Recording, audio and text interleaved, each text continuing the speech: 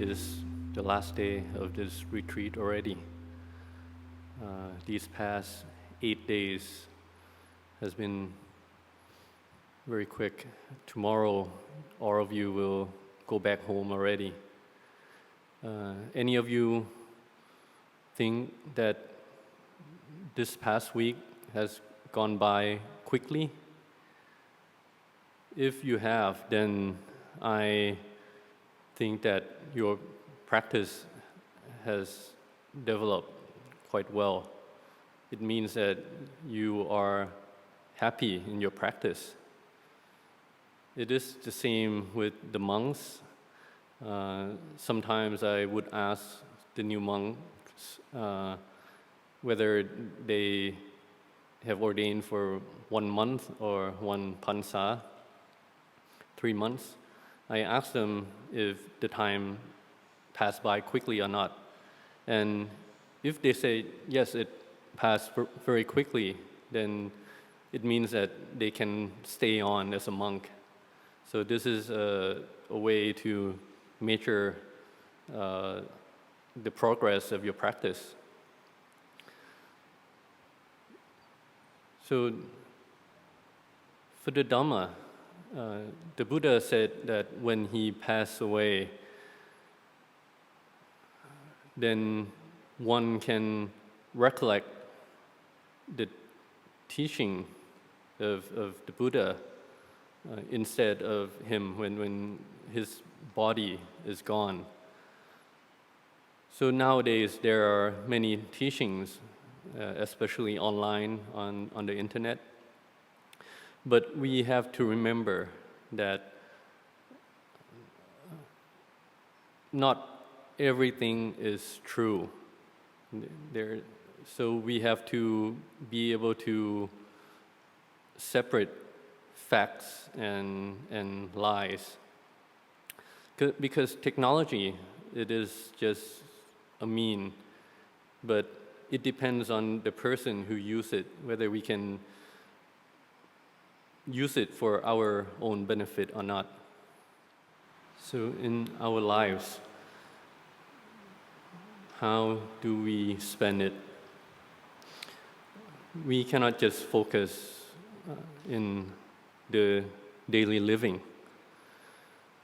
All of you here and also online, it is because you see the benefit of the practice in the Dhamma.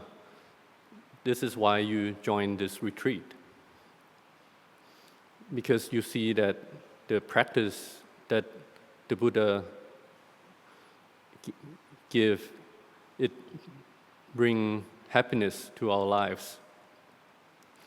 So in this present days, the society is very advanced in terms of material. You can see that with the technology and AI, artificial intelligence, the world, the society advanced very quickly. But which side gain more benefit? Is it the defilement, the kilesas, or the Dhamma? Most people only focus in their worldly lives. They don't pay attention to the development of their mind.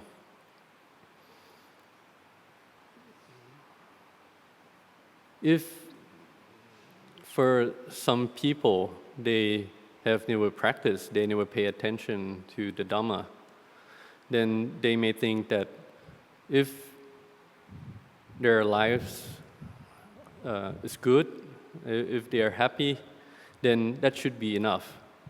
But they never thought that this life is not just the body.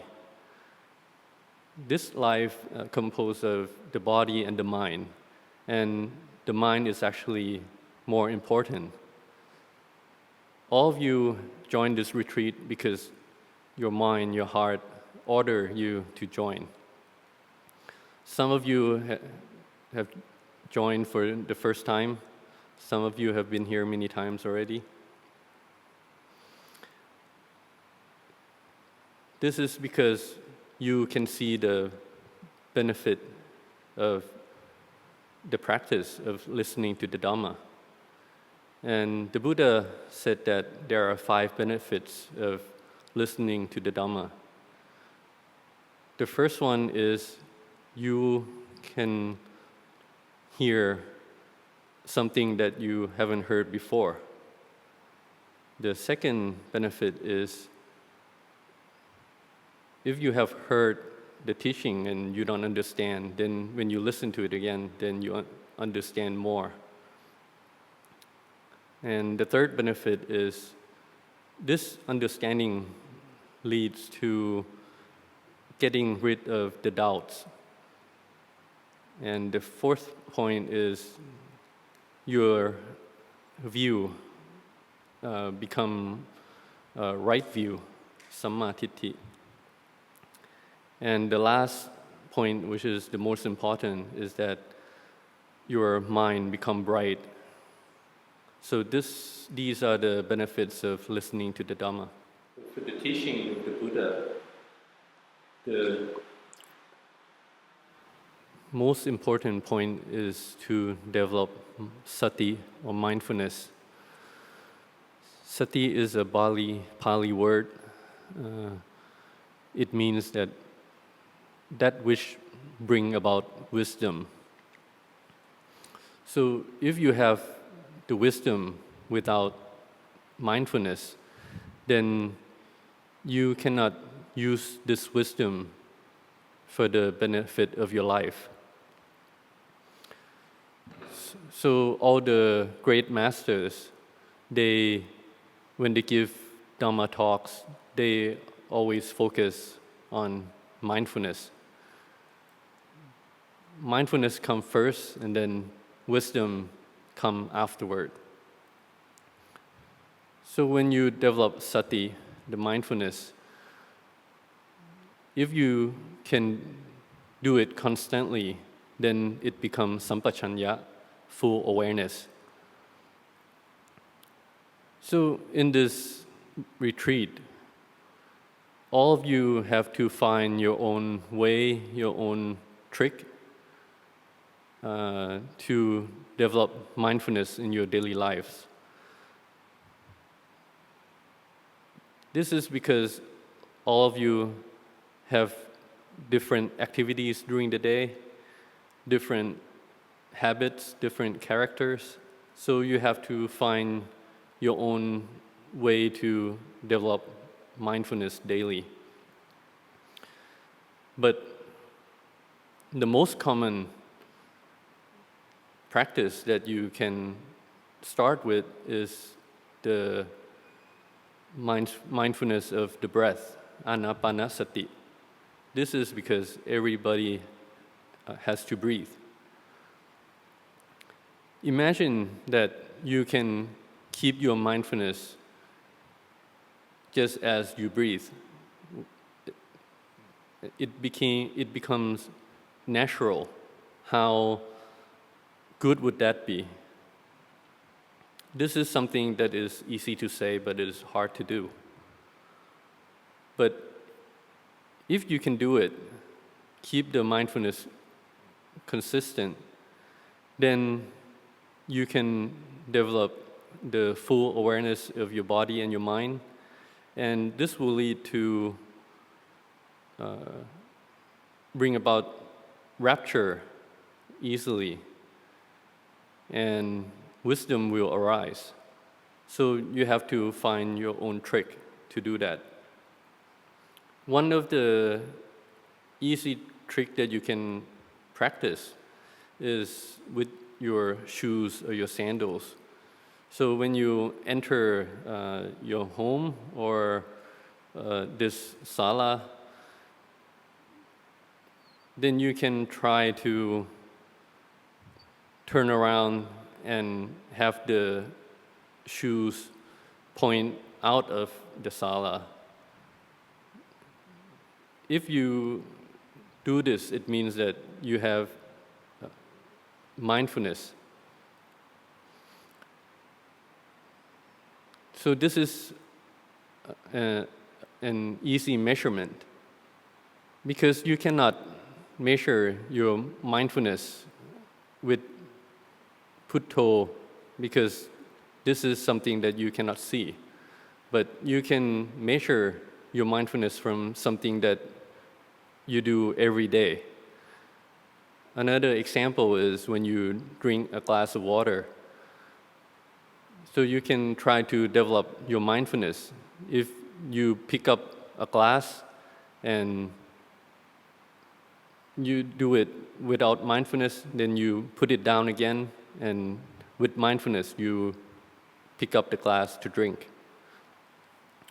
So you have to develop mindfulness to be part of your life. You do it consistently, and then eventually it will become automatic. It will become natural, just like your breath. If we can develop our sati, our mindfulness, into sampajanya, or full awareness, then this will lead to the rising of wisdom. And with that, we will be able to see the benefit of the Buddha Dhamma. This is like winning a lottery. The Kruba Ajahn, they said that being born and meet the teaching of the Buddha Sasana, is already a jackpot, the first prize. But we don't see the value in that. Most of us don't see the value in that. But if we practice and the mindfulness becomes strong, then we will be able to see, to contemplate whether the happiness that we see in our daily lives, if those happiness are real. Most of us depend on material to become happy. But actually, when you already want something, some belonging, then the mind suffer already. And when you get that thing, then you have to try to keep it with you because you think this is yours. And when that belonging go away, then you suffer again. So you can see that there is suffering throughout this acquirement of your belongings.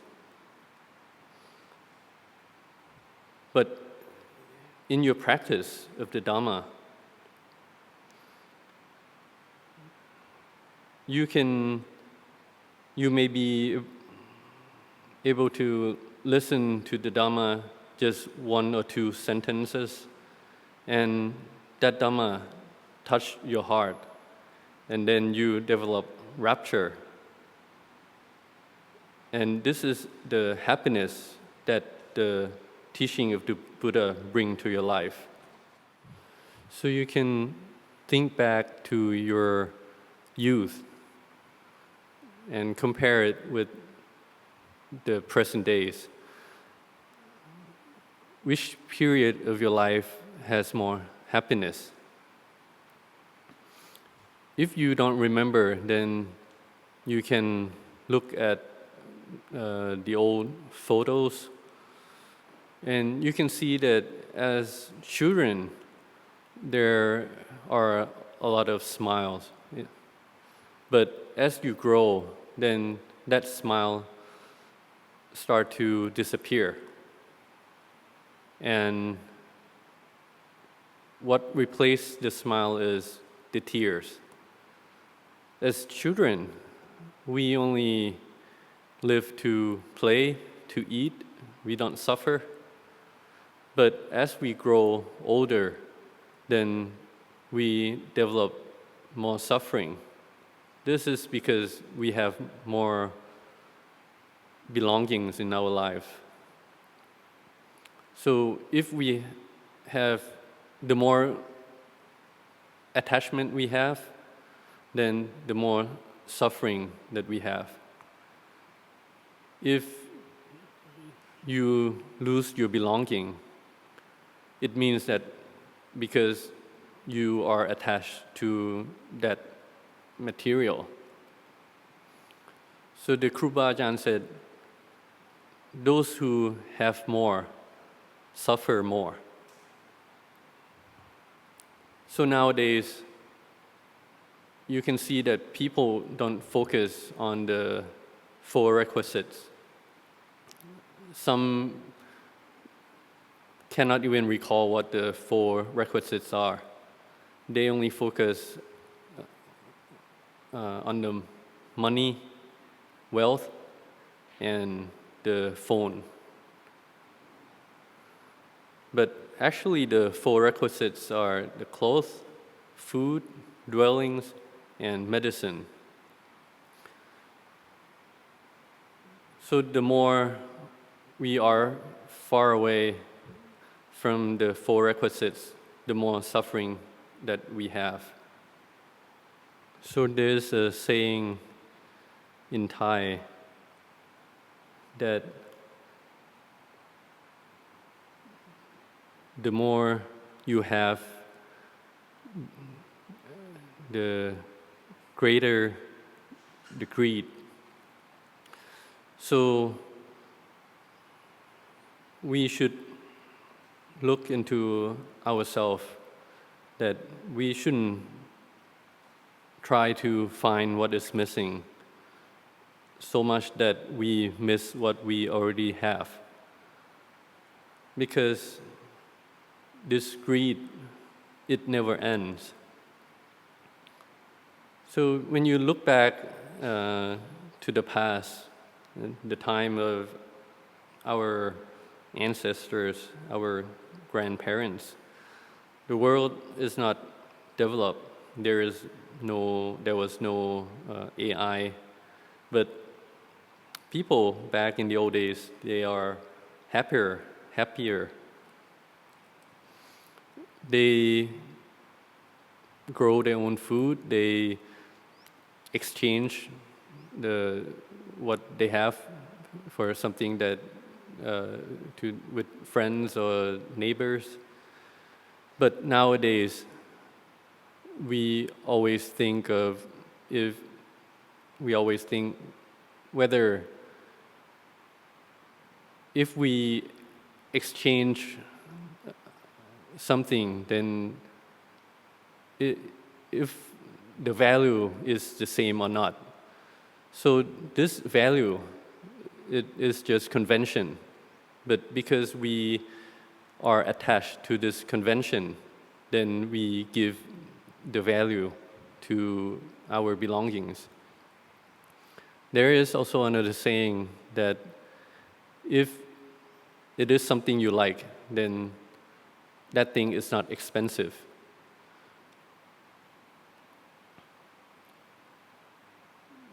So for me, when I ordained, just as a lot of monks, we try not to be involved in the worldly activities. So one point is that we eat what we were offered. So maybe just some days the lay people offer instant noodles, and that is all I got, then I just eat that. There is no problem. But for the lay people, they are attached to the food that they offer. So when they offer something, then they always look whether the monks eat that food or not. And if the monks don't eat their food, then they suffer. So the Kru Ba Ajahn, they say, the food is already offered. If it is eaten or not, that is the matter of the monks. So there is no need to be sad.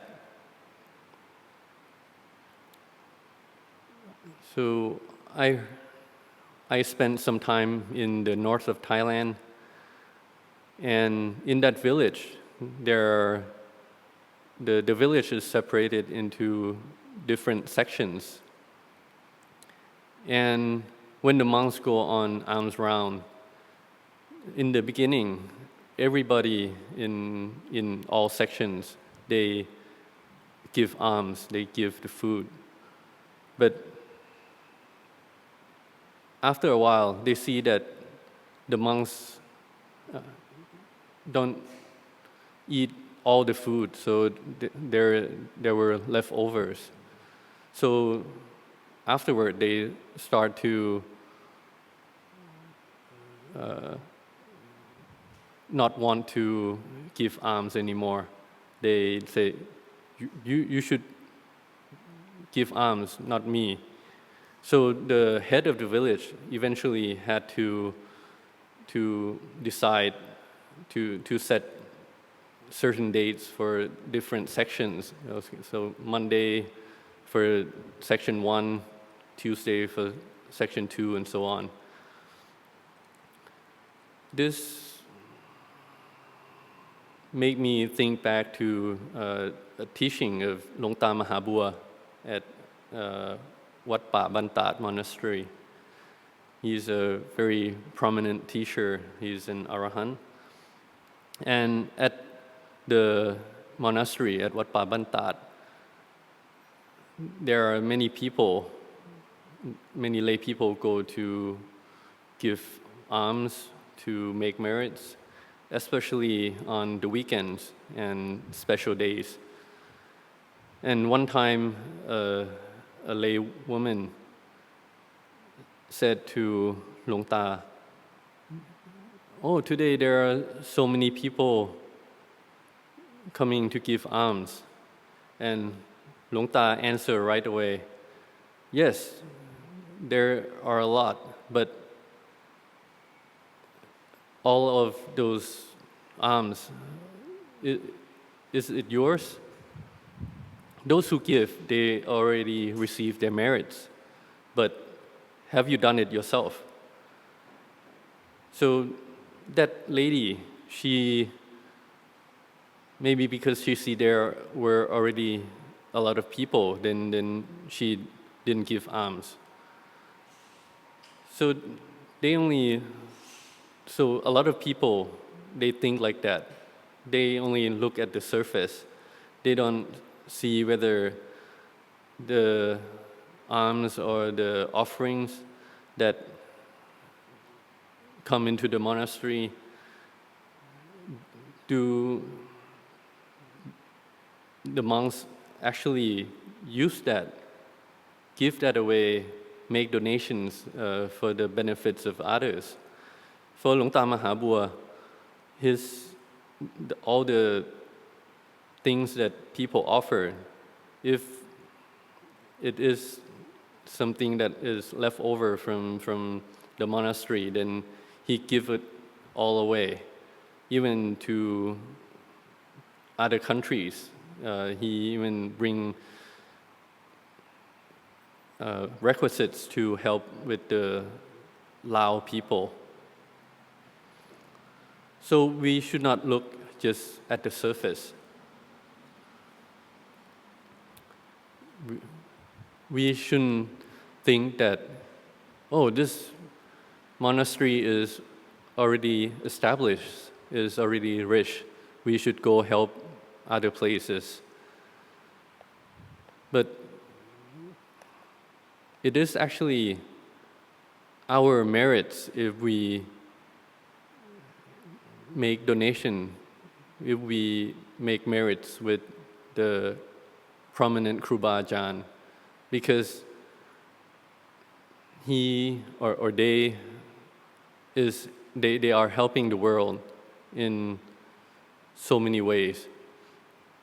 And that is the parami of the Buddha, Dhamma, Sangha, of the great masters. So if we make merits, we are the one who will get the benefit. So as we live our lives, then we shouldn't only focus in the worldly matters. We have to balance our life with Dhamma. Just as the Venerable Ajahn Buddhadasa say, we have to learn the way of the world and the way of the Dhamma. But these two things are the opposite of each other. For the world, the more you have, the better it is. But for the Dhamma, the more you let go, the better it is. So for the monks, you can see for an arahant, so the poorer you are, the happier the life is. So one time when I was a junior monk, I had a chance to give massage to Long Ta Mahabua. And I noticed that his yam, his bag, is very small. And in the bag, there are only a few belongings. So I thought to myself, oh, this is the belonging of an arahant. There's very few things. So I was listening to another monk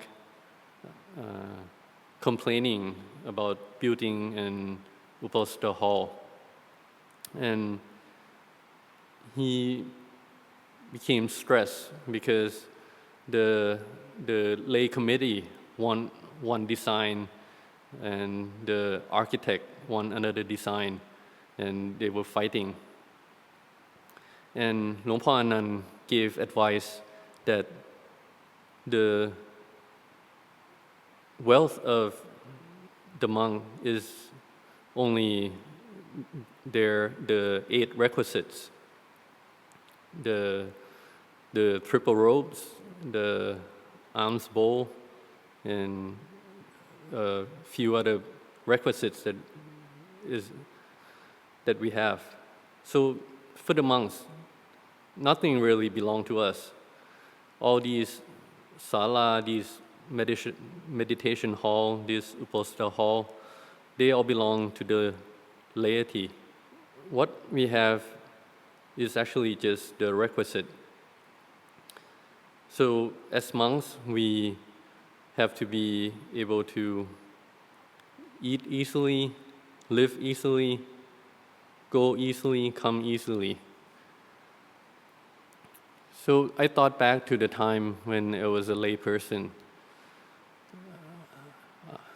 I had to do laundry.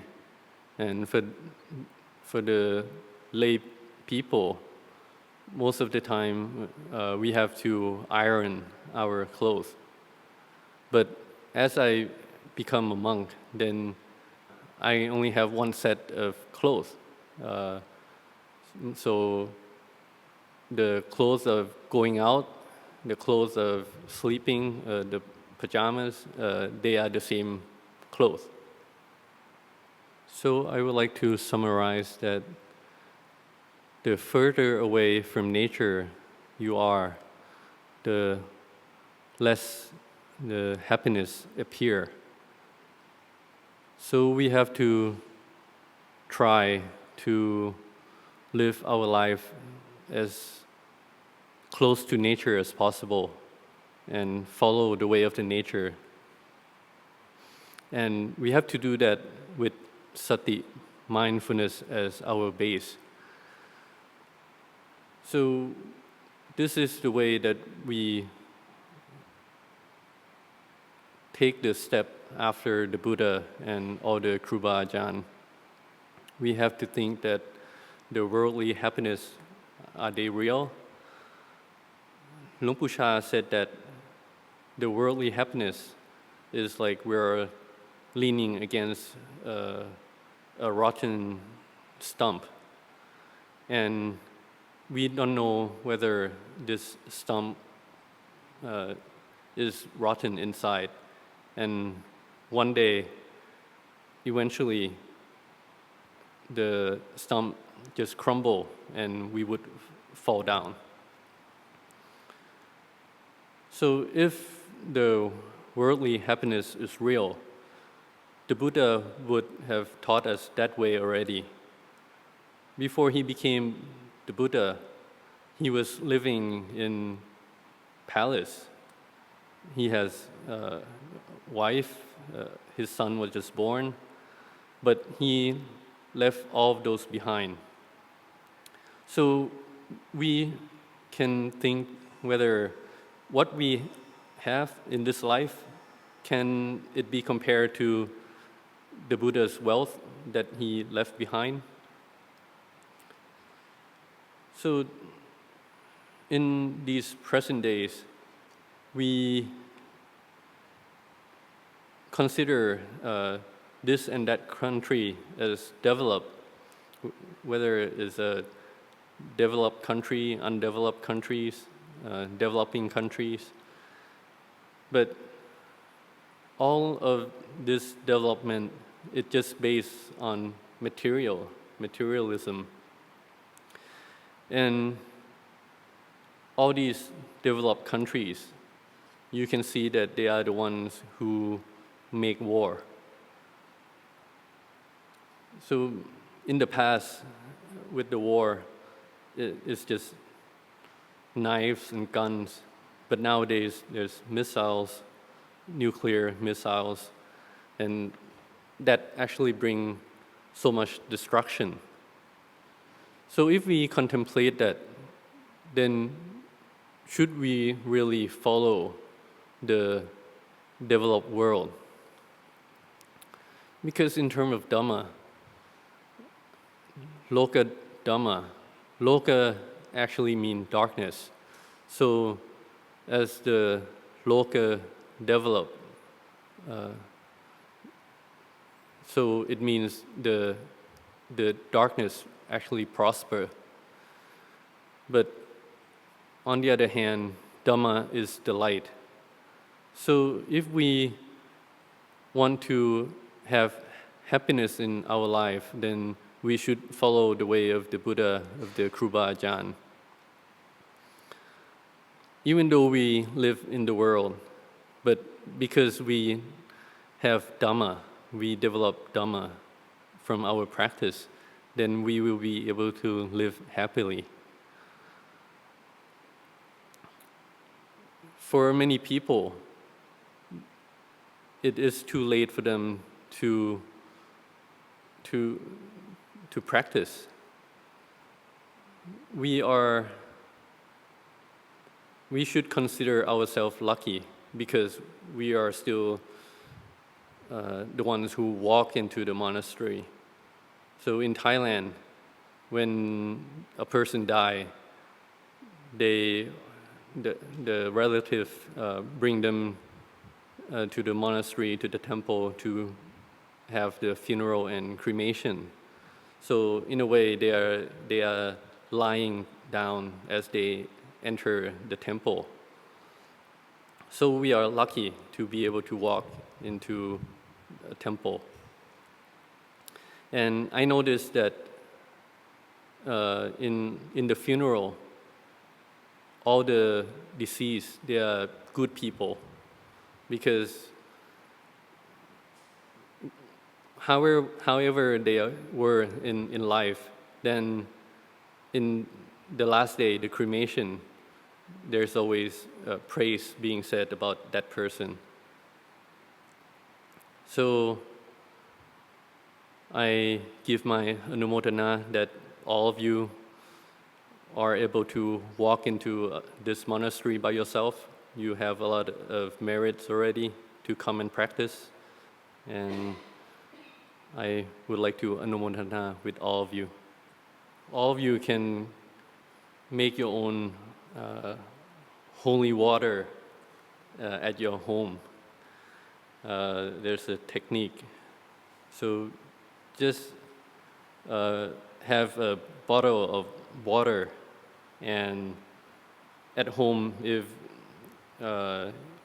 your spouse or your partner, then there's arguments and the argument is about to start, then you take that bottle and you just think of the Buddha, Dhamma, and Sangha, and you drink that water and just hold it in your mouth. Don't swallow, and you hold it in your mouth and just smile. So this way, then there is no fighting. You just hold the water in your mouth and smile. It is the same if you have children, if you have kids. The kids, it is their nature to be naughty. So you can have them hold this water in their mouth also. And you can do it, they can do it the whole night, and the naughtiness will go away. Or you can do, if the kids are naughty, then you can drink that water and hold the water in your mouth also. Because Luang Pu Sha said that when you are angry, then it is not the time to teach someone. So what you have to do is you hold the water in your mouth and smile, and when the anger went away, then that is the time that you can teach your children. So when you hold the water in your mouth and you think of the Buddha, Dhamma, and Sangha, this is the way to recall your mindfulness. So this holy water, it is holy only because you have the mindfulness. So this is the easy kammatthana that you can practice. So if we don't practice, then mindfulness will not happen. But now that you have the holy water with you when you go home, then the mindfulness will come easily. Sadhu. See you next time.